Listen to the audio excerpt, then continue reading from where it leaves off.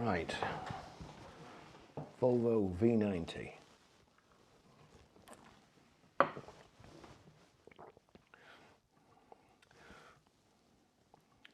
Google Volvo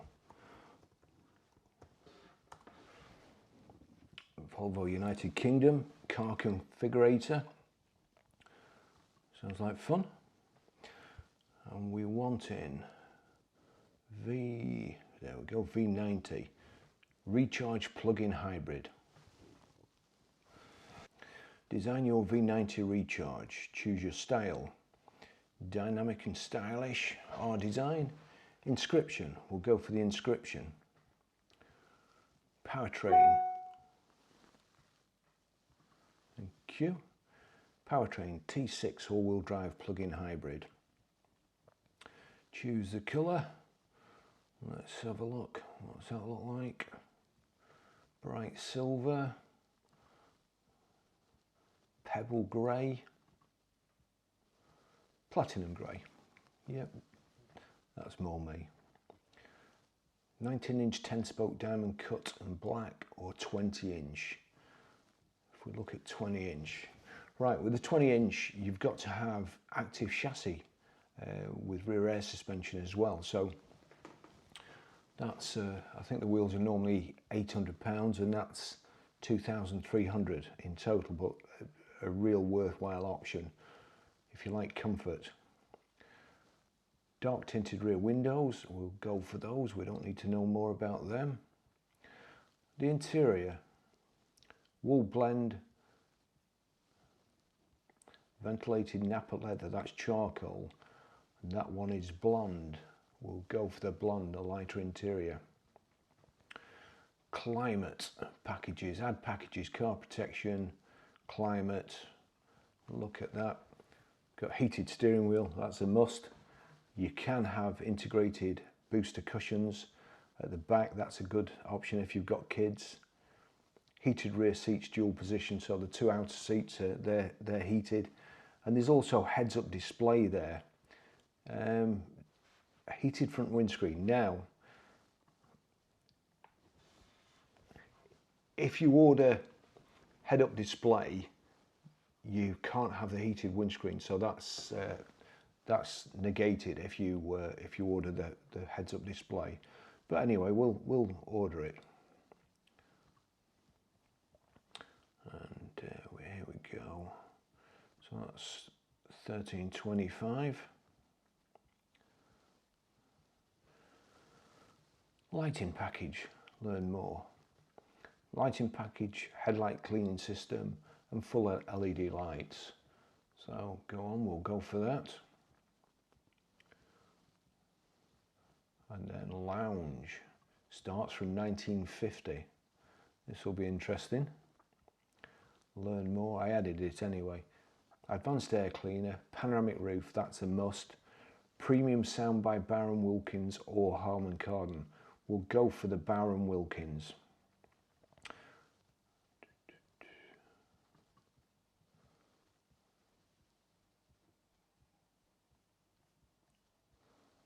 Let's see what we've got here. £68,015. Wow. Review design. V90 recharge, automatic, electricity and petrol, all-wheel drive, 5 seats. Design, Inscription, platinum grey. Yep, everything I want there. 20-inch wheels. Let's just see what it looks like. Looking good. Let's book a test drive.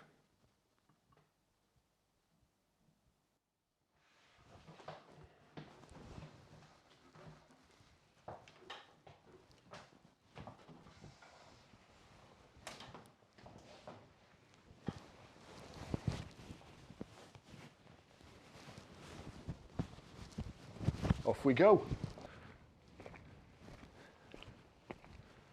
Hi, my name's Barry Crampton. Today I'm going to show you around our Volvo V90 Recharge. Then I'll take you for a ride in it, but first I'll tell you a little bit more about it. It's a V90 Recharge plug-in hybrid T6 all-wheel drive Inscription. It's finished in platinum grey with blonde Napa soft leather, and that's perforated and ventilated. So it has the the Volvo kind of, I can see you come in Thor hammer in the headlamps there, so they're illuminated just as your daytime running lights. Really good idea. You can see a Volvo coming from miles. The high pressure headlamp wash system, the big chrome Volvo grille, and the low chin spoiler there. Here we have front parking sensors. This has got the 360 camera system as well, which I'll go into later. I used to like, but I don't like them anymore now. They start going wrong and we have to keep paying for cameras. So there you go, that's a pet hate of mine.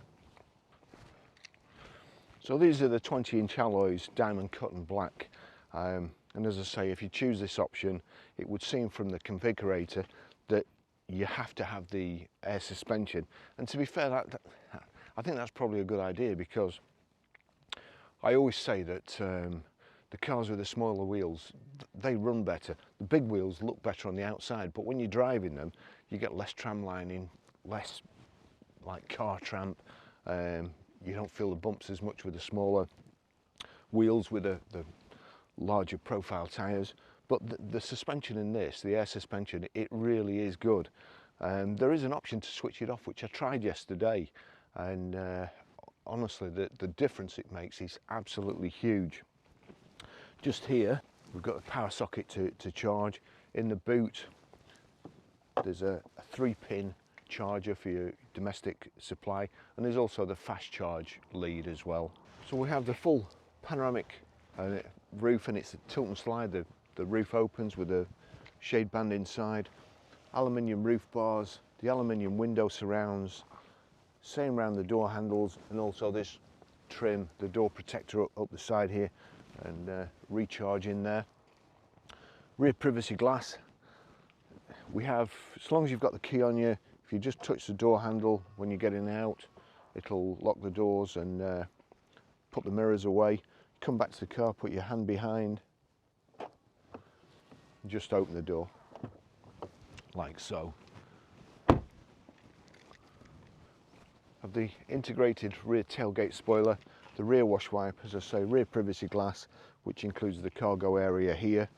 You can open it from this key, like so. So it's power open, power close. Also on the Volvo, which is I think it's a pretty good idea, you can put the tailgate down here with the left switch, and the right switch you can put the tailgate down and lock the car. So that's a really good idea.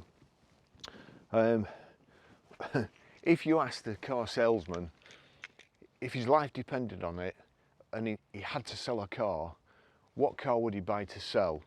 My answer would be a Volvo Estate.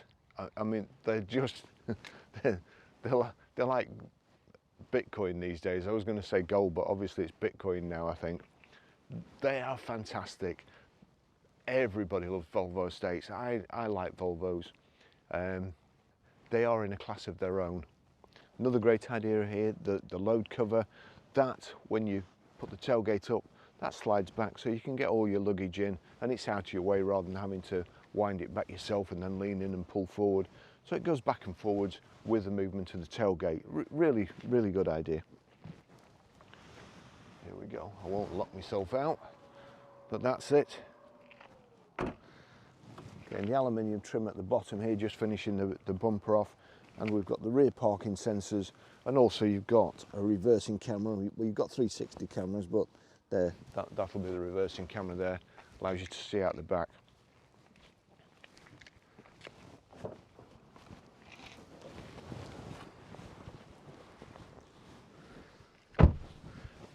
Challenging day today.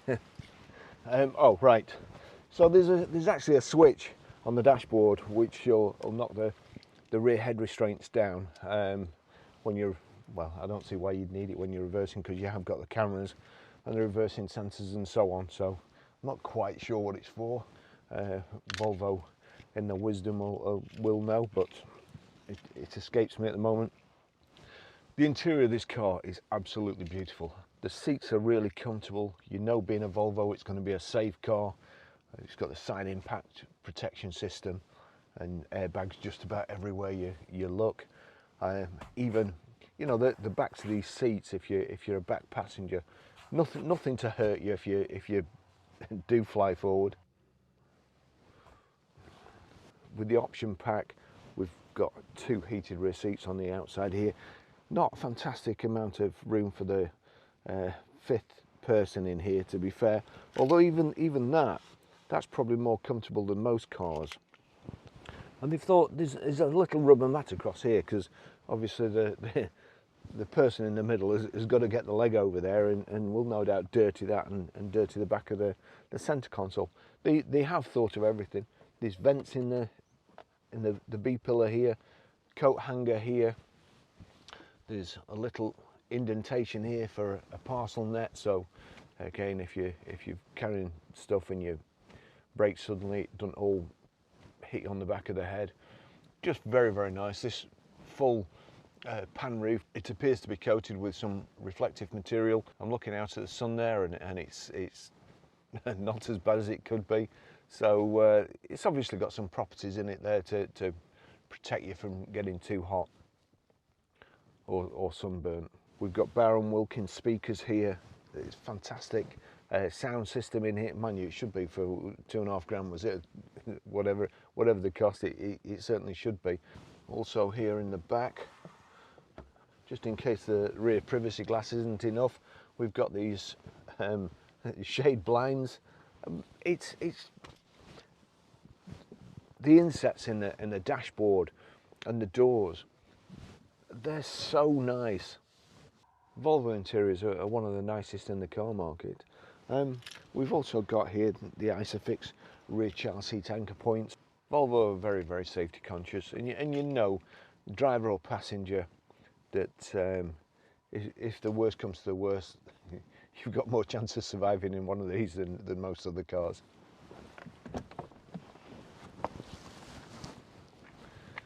Okay, I'll just take you for a ride.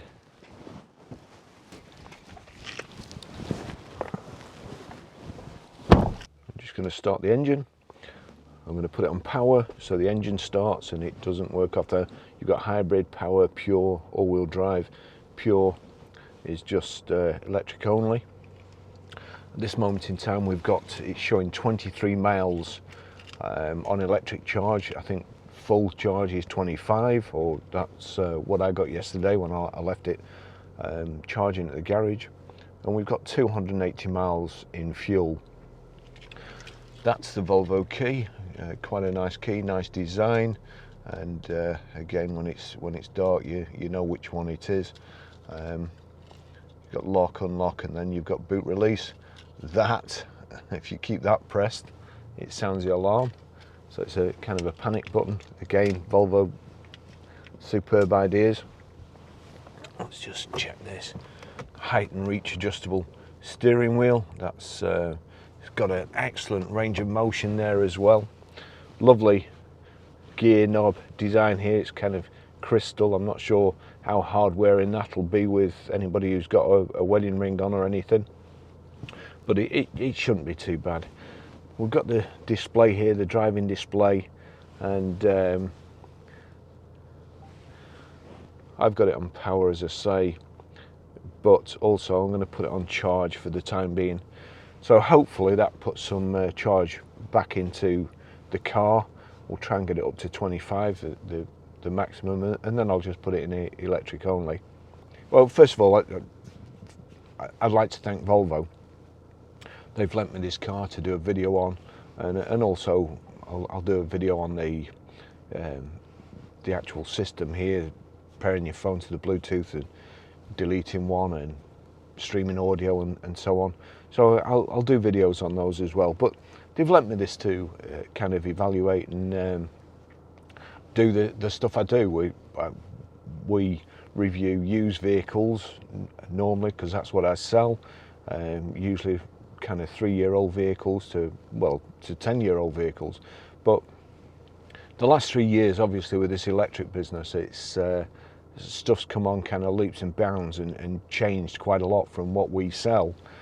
So it's good for me to get to know what we're going to be selling in the future, and it's good for you if you're going to buy a new Volvo. And to be fair, I've had this for 2 or 3 days now, and you can't really knock it. I'm not a big fan of electric cars. I'm not a big fan of hybrid cars, as everybody who knows, everybody knows who watches this channel. But let's see where it goes. I'll try and be as unbiased as possible. Let's see what happens on the drive.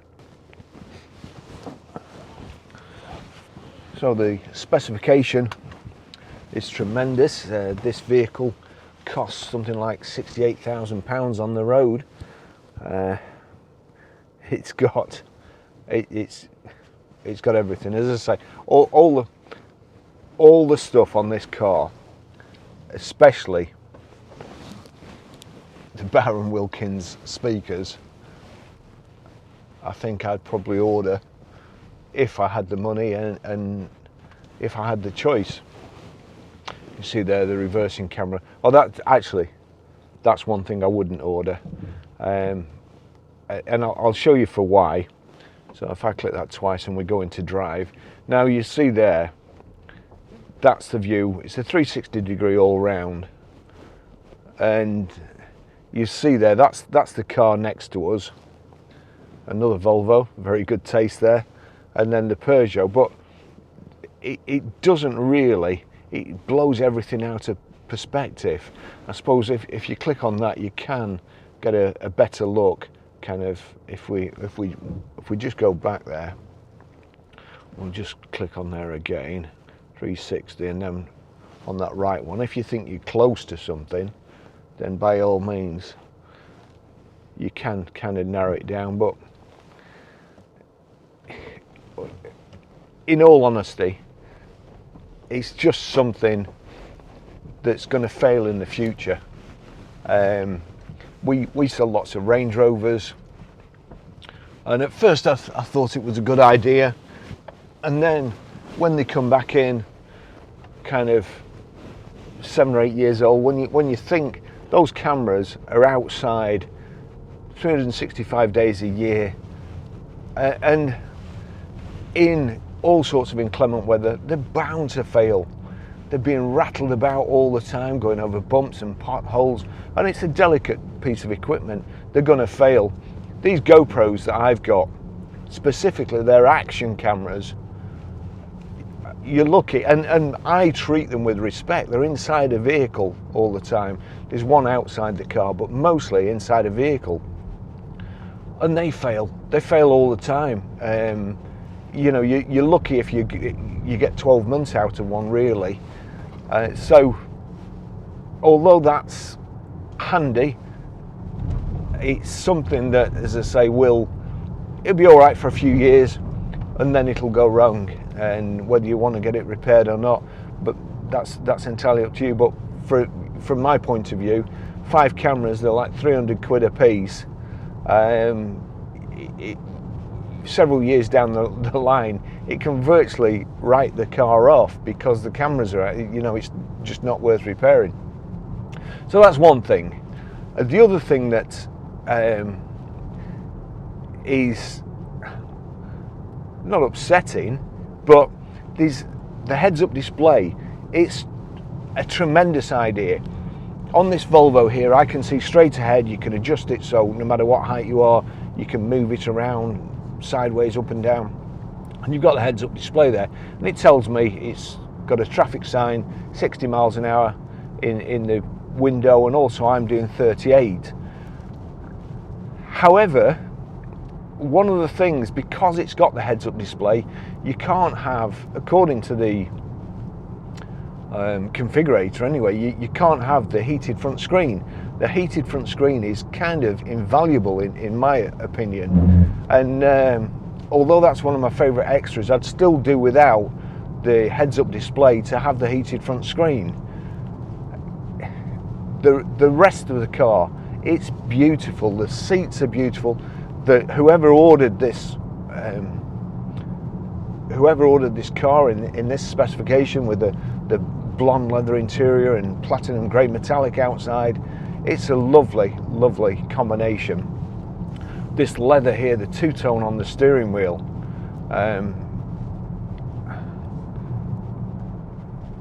I'm not sure whether I like it. on first impressions, when you get in the car, it looks good. It looks really good. But it does remind me of an old set of white walls. Which, the funny thing is, I like white walls, but I'm not sure whether I like the steering wheel. So anyway, multifunction steering wheel.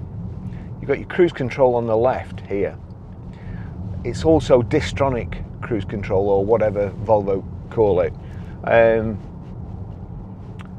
You set the cruise control, and then here you can set the distance you want to be from the car in front, and it is quite aggressive. Yesterday when I was backing out, it's got kind of an emergency brake system. Yesterday when I was backing out the garage, I'm just on a slope, and it banged the brakes on. There's nothing behind me, but it just thought, because I was on a slope, I was going backwards. But boy, did it stop me quickly. I nearly got whiplash.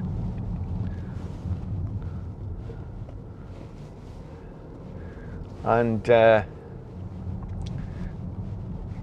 you know, not all inventions are fantastic. This has also got lane departure warning, and it's got steering assist as well. Now, as I've said before, if you go into a new car dealership and you order lane departure warning, you should be taken around the back and shot. There should be no circumstances that you need lane departure warning. If you're too tired to drive and you think you're falling asleep, then get off the road. Lane departure warning is not going to stop it. It certainly won't wake me up. At its lightest setting, there's a tremble in the steering wheel, but this Volvo also steers you back into the centre of the road. It kind of stops you crossing the white lines or the zigzag lines, and it stops you violently. I was coming onto the motorway this morning. There was nothing at my side. There was nothing behind me. I didn't indicate. I come up the slip road, and the car, the steering wheel was almost yanked from my hands because I didn't indicate to say I was going onto the motorway, and it is, and also the steering assist when you're driving up the motorway. I'll try and show you later. I don't know whether I'll have time today, but I've got the car for a week, so I'll try and do some motorway driving as well. But you can feel with the assist on, you can feel the steering wheel kind of moving all the time. It's constantly adjusting. And I always think, you know, if you're overtaking a cyclist or somebody steps off the pavement, which quite often happens, there seems to be a dog-loving community in Preston, but they don't seem to be blessed with much common sense. So quite often they'll be stood on the pavement either talking or whatever, and the dog's on the lead, but the lead is slack, and the dog will kind of see something and step into the road. It's happened on numerous occasions in Preston where we are, and I'm always ready for it. But you turn away, and if you've got this lane departure or steering assist on, it turns you back. So you're trying to avoid an accident and it's turning you back. So for me, all that stuff shouldn't be on cars. And then it's down to you as a driver. But the rest of it, so the air suspension, it's got a lot of stuff that makes me scream. It's got a heated steering wheel, fantastic. It's got Google Assist. That's me. I'm logged in to my Google and Gmail account up at the top there. If I just click that, Oh, it won't. While I'm driving, it won't let me access it. But for instance, hey Google, switch heated steering wheel off.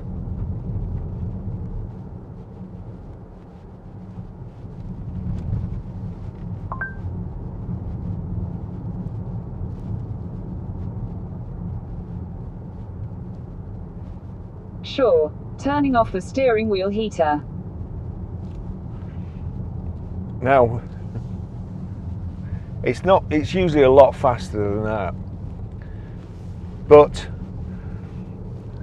you'll notice there's hardly any switches. And I like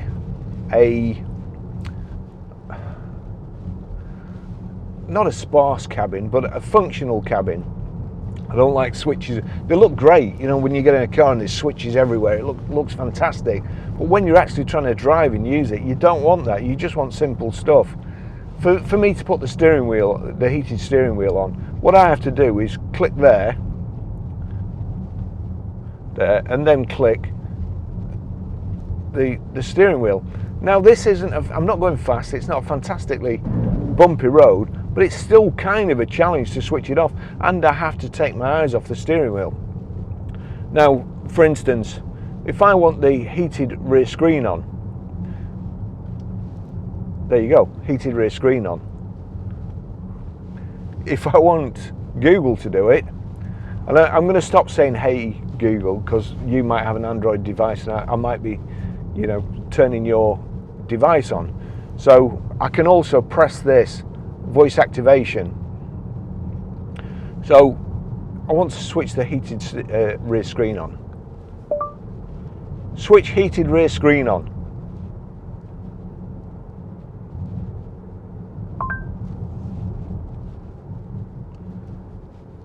No, Just a moment.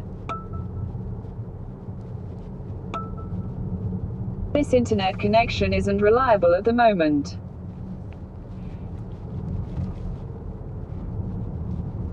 Internet, that's Google Assist. So that isn't quite working. Now, if I go to, here you go, this is the other way. Sorry, if I just click the temperature in the center there, heated rear screen, switch the heated rear screen on. So that's the other way to switch it on, and that's how you control everything in the car with this pad. It is the Google Assist. If you want to switch something on, you can tell it, but again, if you've no internet connection, it's like Siri, you can't, it won't do what you require. And then you're left with this big screen. There's a couple of things I would like to see as switches, but that's not to be. The radio, for instance, there you go. I mean, I just don't know really. You've got sound there that adjusts where you can hear the sound from.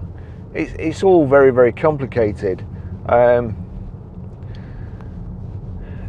If I want to listen to my, see, driving, that's the home button there. If I want to listen to my music, that's it there. I'll just turn that up.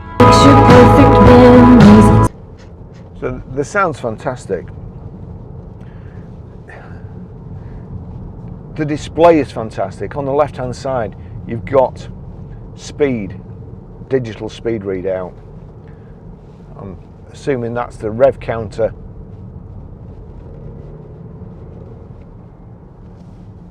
Yeah, rev counter's going up, but it doesn't actually tell me what revs. Mind you, I suppose in electric it'd be like thousands. On the right hand side it's telling me I'm on power and I'm in drive.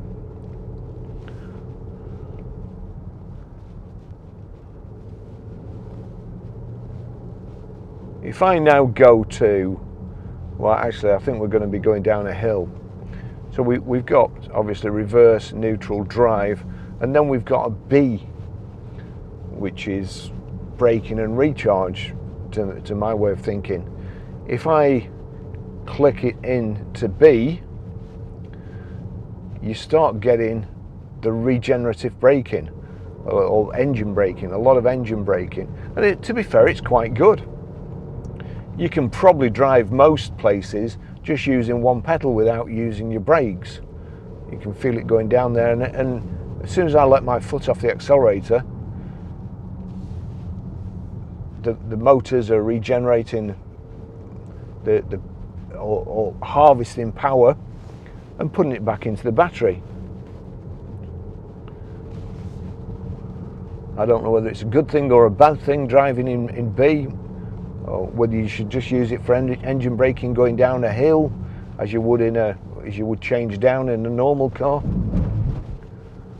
And it's kind of manual as well. There I can change up or change down by knocking the gear lever across. We're going down the hill here now, so we're doing 25. I haven't got my foot on the accelerator or the brake. At the moment it's holding me at 25, and with a bit of luck it should be ploughing. I'm going to knock that down a gear. No, we're actually accelerating there. I'm knocking it down a gear so that we get more. There we go. Just coming down here, not touching any of the controls. With a bit of luck it's regenning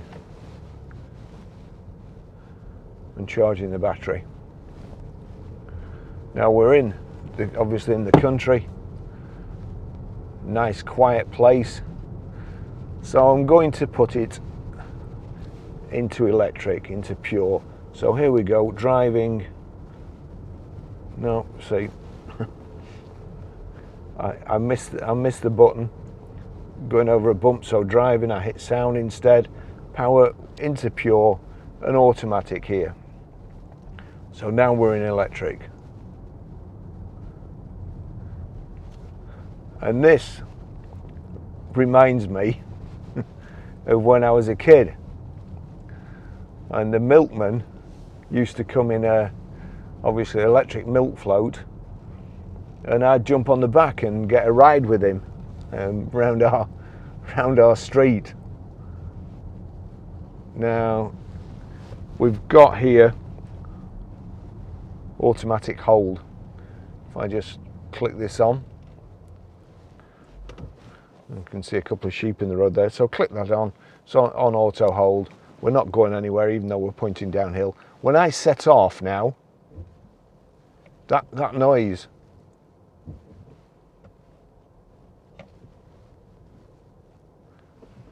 oh, there's a car coming behind me now. It just reminds me of a milk float. The noise it makes is the noise that I associate with one of the windows being down slightly. But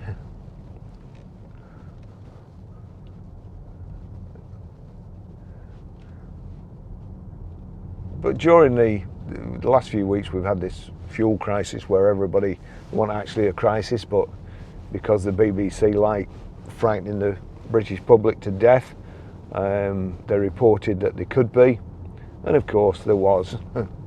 Next day, everybody, you couldn't get on the fuel station. Now, if I had this vehicle, I live in an apartment. I like to call it an apartment. It's probably a flat, and I can't charge the car at home. I'd have to have an incredibly long cable to get from my flat to the car park. And the only place I can charge it at work, and even that's quite awkward because we have a porta cabin and the cable won't reach unless it goes out of one of the side windows, but it does. So I charged it, and it was on charge for probably about 4 hours, and it got to 25 miles, and then of course I set off home. It was raining, It was cold. I had the heated steering wheel on, the heated rear screen, and although I had 25 miles, it actually used more than 25, well, not more than 25 miles, it used more than the 5 miles that I live from work. But I got there and back okay. And for stuff like that, school runs, it's absolutely ideal. You get home, if you've got a fast charger outside, which I would have if I had an electric car, I'd have a proper charging unit fitted, and I'd have one of those, and it would be ideal if you like electric cars. You know, I don't like going to the fuel station.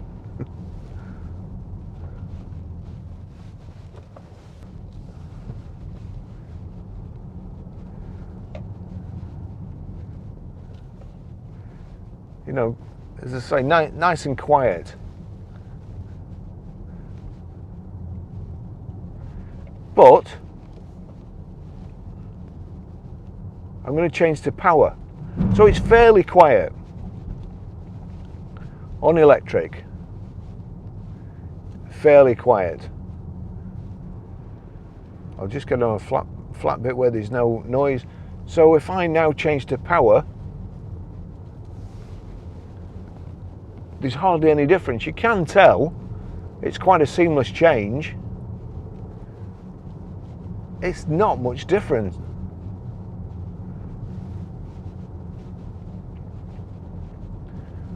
Hybrid. So that's both. It's now regenning. You can see there.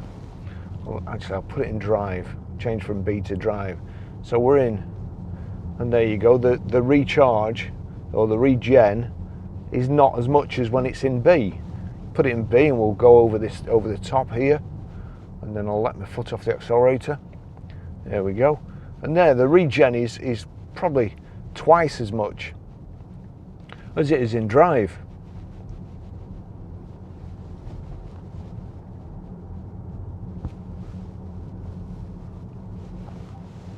I'll just show you again. So here we go. That's taking power on the right hand side there. When I come to the hill, or let off the accelerator, here we go, I'll let off now, and you can see there it's regenning. No foot on the accelerator, and it's putting energy back into the battery. Now I'm going to go further than we normally go today. So remembering we're on hybrid at the moment.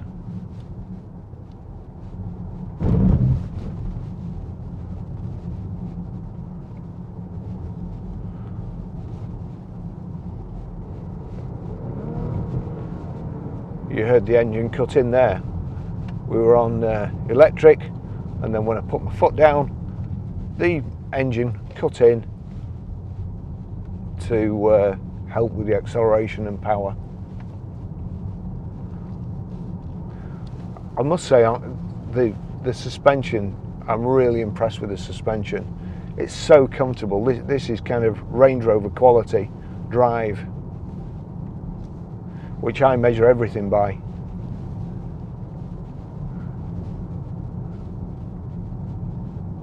I am pleasantly surprised.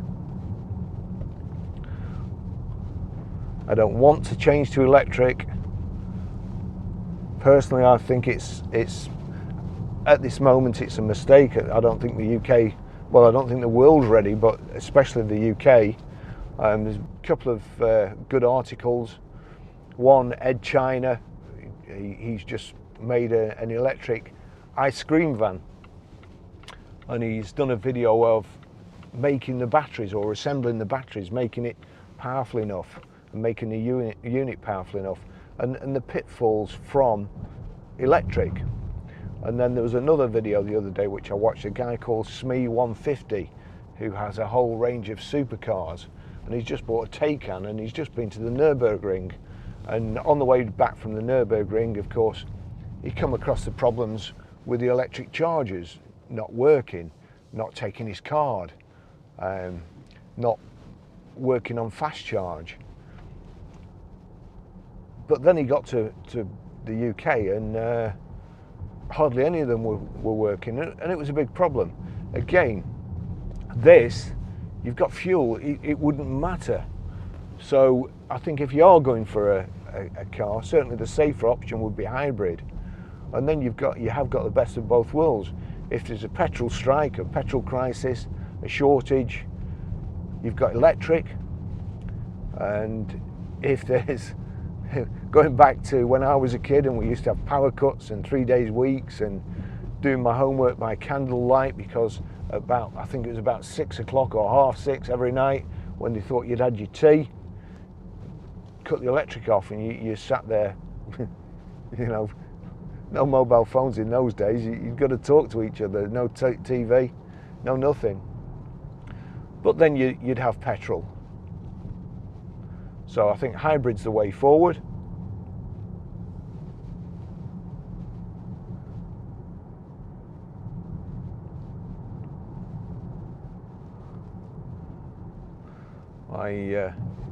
Here we go, we're still on B here, so I'm going down the hill and it's putting charge back into the battery. So in hybrid and B, I would recommend that you didn't use B all the time. It's quite hard to find a video or instructions on how to best drive an electric vehicle. What's the best way to do it?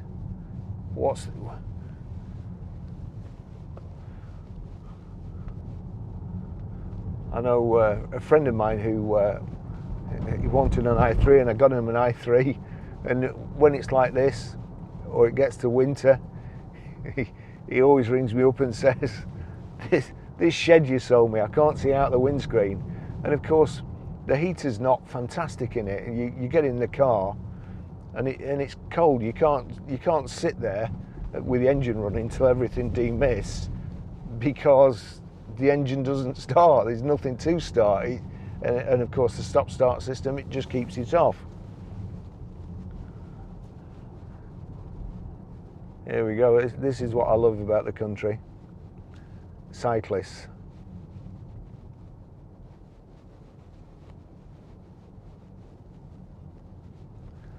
Well, I ain't going to overtake you there, even if you're going single file. Our Lancashire Constabulary recommends that you should give them at least 1.5 meters when you overtake, which would mean hitting that tree square on the Volvo badge in the centre.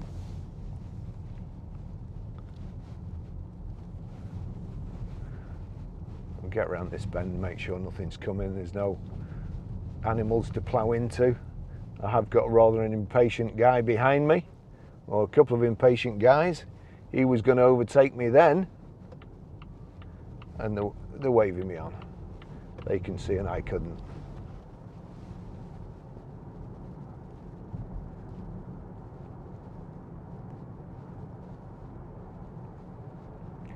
I have to say, lovely vehicle. This is the cruise control there, switch on and then set like so. So when I was coming up here on the motorway, it also set the lane departure. It shows you in the heads-up display there that cruise is on. I'm just going over the white line there, and it's trembling the steering wheel. Not just the cat's eyes doing it, it's the car telling me I'm going over a white line. And honestly, if I was asleep, there is no way that would wake me up. There's no way that would stop me going across the white lines. Another brilliant option, which again should be standard on all cars, and I won't be able to demonstrate it today unless this chap overtakes me. In fact, I'll try and let him overtake me, because he is a bit impatient. It's the blind spot warning. Anybody in your blind spot, an orange indicator in the outside of the mirror glass lights up, warns you not to pull out. There's a couple of motorbikes behind me. It's unusual that they haven't blasted by, but they've obviously got a restricted view and are good riders, safe riders. We'll see how it goes on, and I'll try and show you. Now we're coming into a little village now. That's not going to do it.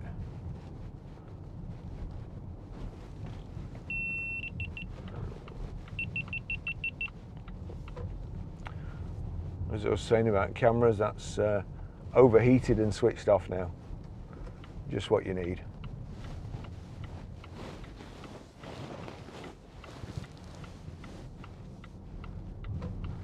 This chap's still behind us. He won't be happy. So when we get on a straight, I'm going to let him go.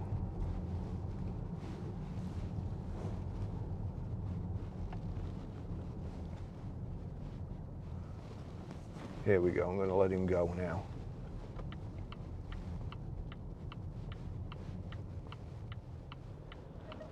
There you go. There's the blind spot warning, and it's also warning me that I'm getting too close to the wall there.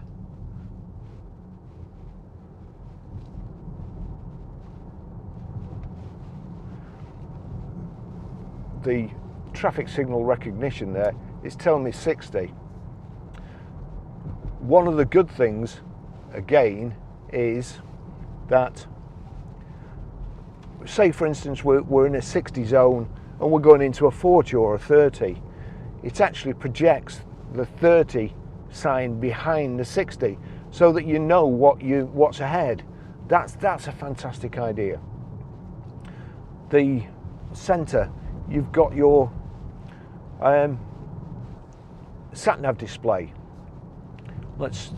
This may not work because of course the internet signal won't be very good. Hey Google, take me to Blackburn Road, Preston.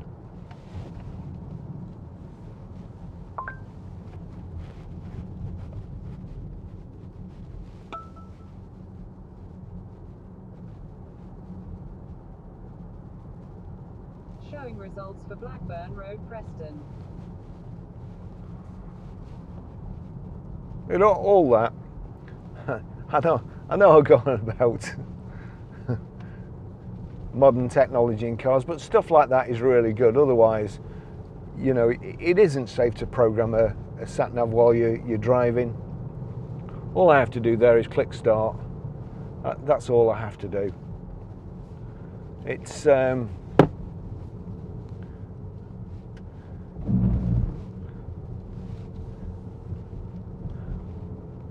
that's pretty good technology, or the best use of technology.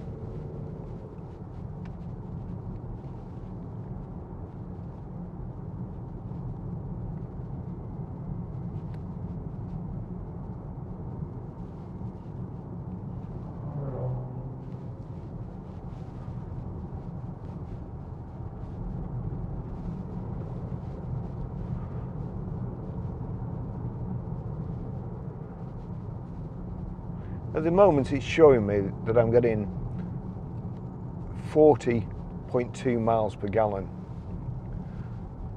Now I did have it ticking over probably for a good hour while I was videoing and photographing it before. So it's not moved for an hour, and that's, you know, spoilt the averages. But it's building back up.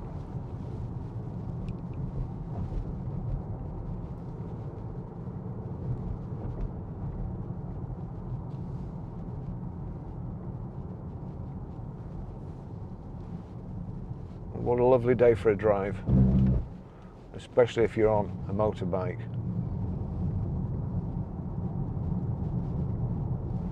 There we go, nice clear display.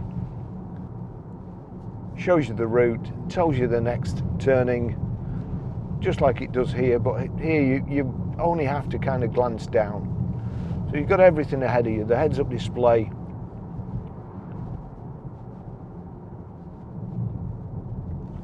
It's a good setup.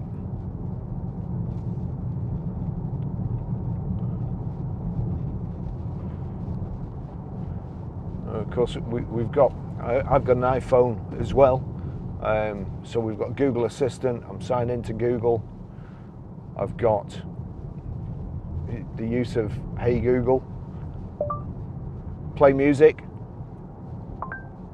Okay, I can play that on Spotify, YouTube Music, Apple Music, or Deezer. Which one do you want to use? Apple Music. Apple Music isn't installed on your device. You can install Apple Music to start listening. Hey Google, you are not as good as Siri.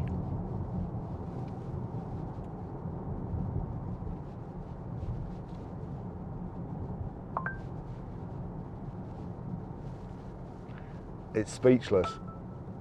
Hey Siri, shuffle music. Here's some music from your Apple Music library.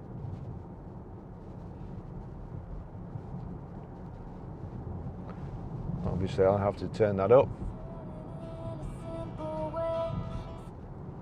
There you go. I'll just turn that down, but if I go back there, sorry, if I go to the menu. Oh, Santana. So there you go, that's showing what's playing and so on. So again, good display. You can fast forward to the next track or skip to the next track, pause, but you can also do the same from here. Just that button there, if we click that, that's just showing you your next turn in the console. Click it again and it shows you the map, which is, in fairness, it's pretty good, I've got to say. It's like the Audi TT that I was using the other week. That display, I do like that. I hate to think how much it would cost to replace if it went wrong, but it is good. So I'm very grateful to Volvo. I mean, I've got a small YouTube channel. Got 21,000 subscribers now, plus a couple of other little channels for showing people how to use a sat nav and delete phones and pair them and so on. So all in all, we've got about 26,000 subscribers, a couple of websites, and then we've got the Grosvenor Garage car sales website, and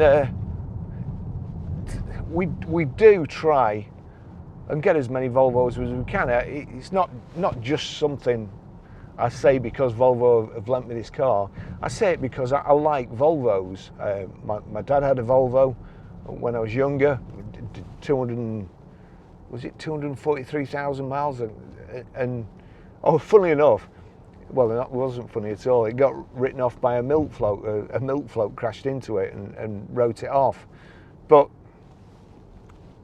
that is one of the things about electric vehicles. They're so heavy, you wouldn't think a milk float would write off a Volvo, but it's just batteries, just complete batteries, and obviously the weight in it didn't do my dad's Volvo any good.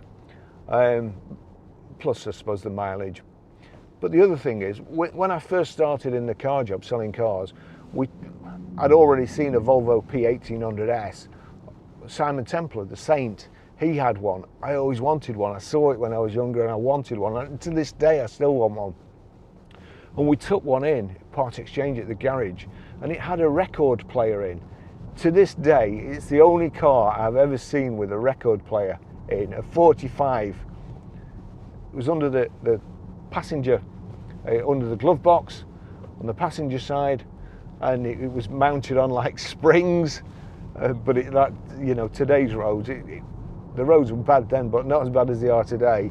Crikey, it would all be like these DJs sampling records now, where they make like a scratching noise. That was probably invented by somebody who had that Volvo P1800S. So they're not just famous for inventing the kind of the 3-point seat belt. and then rather than patent it and keeping it to themselves, they donated it to all the other car manufacturers. How many people, how many lives must they have saved now? Would anybody else have done it? Would Ford have done it? I'm not sure.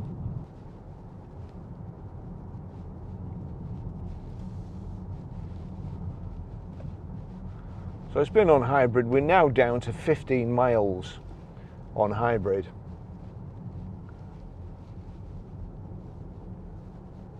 Just flick back there. Now there may be a simpler way of doing this. So if I put it on pure, we'll go straight onto pure here. As I say, there may be a simpler way of doing that, but I would like to see a switch not having to do that, where you could just flick from hybrid to power to pure, not having to do that. There may be somebody out there who knows a simpler way of doing that, or perhaps there is a shortcut somewhere which I haven't found yet. But I think something as important needs to be made as simple as possible. Big Volvo there. And whenever we get an XC90 in, Jeremy Clarkson said a few years ago, it may well have changed now, but records indicated that nobody had ever been killed in a XC90. He didn't say how many people XC90s had killed in crashes coming off better. But this again, it feels, let's just see, hopefully you can see that in the windscreen. So that's telling me to turn left at the next roundabout, telling me on here, but in the heads-up display. Don't have to look down, don't have to take my eyes off the road. Just here we go.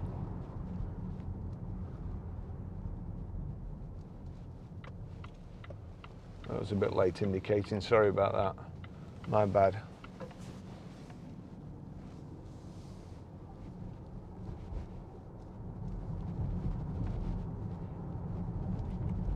Yeah, it's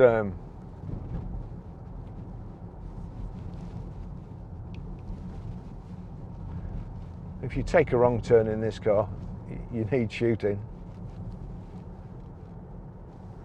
So I think what I'm going to do, I'm not sure how long the cameras are going to last now. It's say one's overheated, obviously with the sun being on it as well. But I'm sure the other ones will go shortly, and I'll also run out of space on my memory cards, I would think. But I'm going to do some more up the motorway and see how it goes on the motorway. Right, so standing start, we're on pure. Let's go. Give this some. Oh, actually, no. I'm just gonna stop here because there's what looks like quite an interesting car coming past.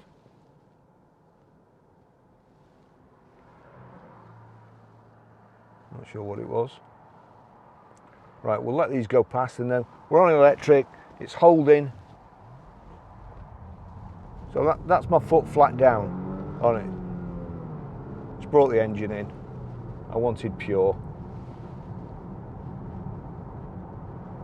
So we'll do it again. But that's electric now.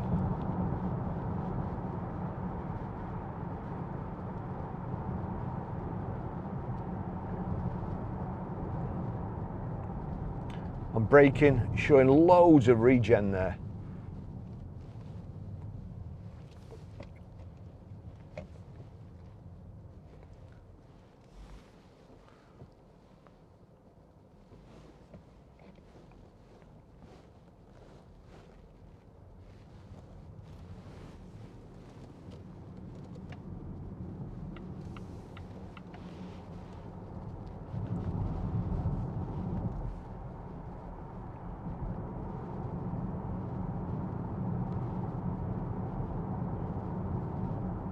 very pleasant.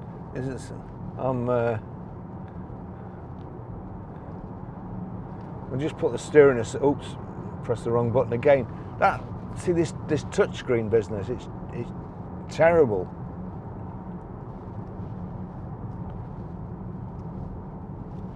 Let's just. There you go. Blind spot indicator.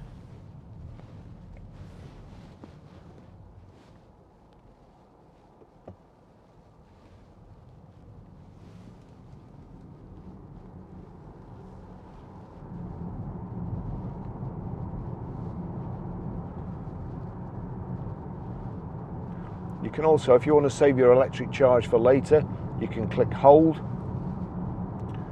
So it just uses power. Now, just hoping we'll put the cruise control on. Cruise control on. You see in the centre there. You see in the centre, and also in the heads-up display. There you go. It's moving the steering wheel. It's got steering assist on. It's doing all sorts of stuff.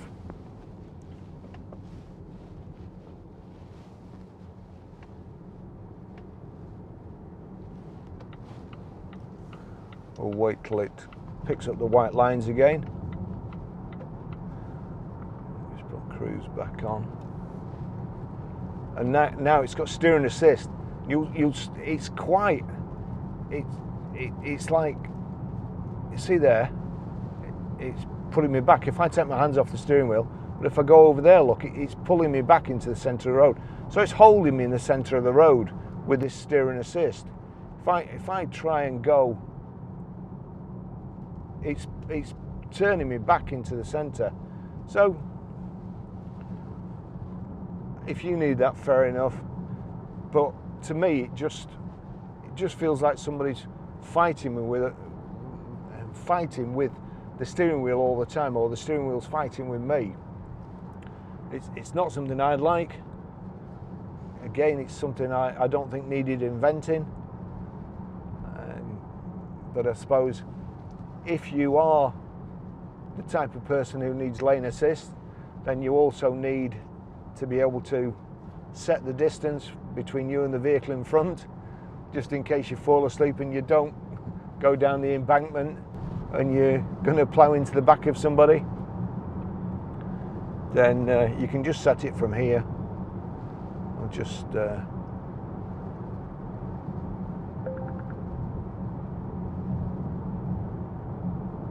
cancel driver override. So I've just put my foot down along here. We'll get to 60.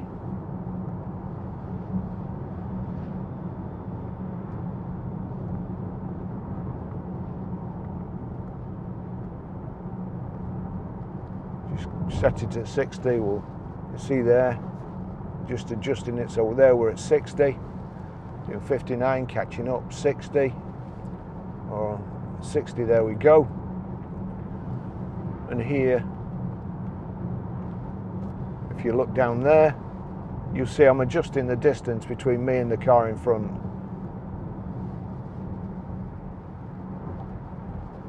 So there we go. I'll put a fair distance in. That's the maximum distance. We'll see if we close on these people in front. See how it goes.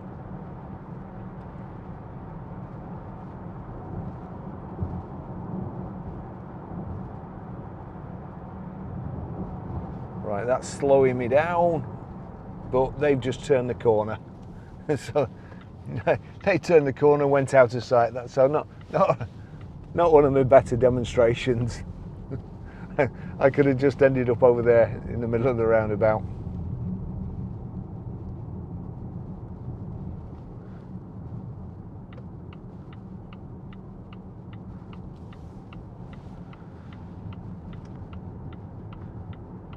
Two Jaguars in front.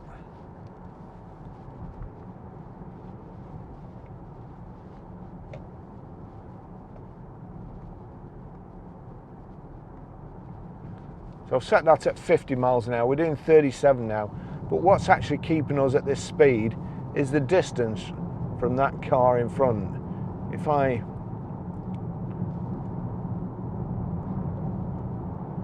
there you go, if I decrease the distance from the car in front, we're now speeding up. If I increase it, he's speeding up as well.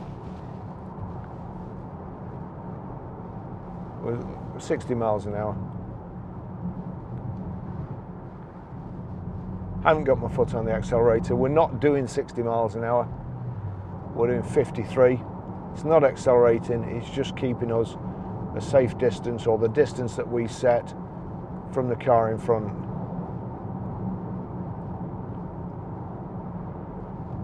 I've now turned it down, and as you can see, we're getting closer. But they've braked and the car is braking as well. So it's keeping me away.